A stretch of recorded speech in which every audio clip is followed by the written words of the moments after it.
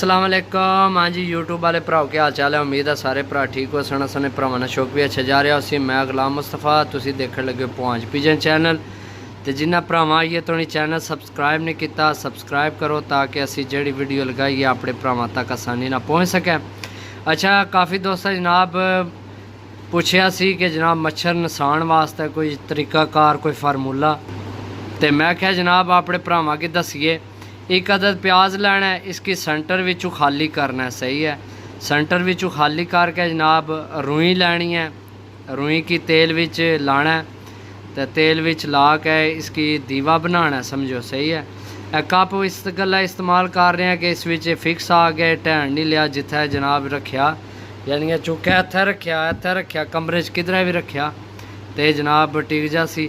ते बाकी जनाब घर विच भी इस्तेमाल कर सकते हो। तो मच्छर वास्ते जनाब इस्तेमाल कर सकते हो। खुडियां विच कबूतरां विच इंशाअल्लाह मच्छर नहीं आवन लिया तो मिल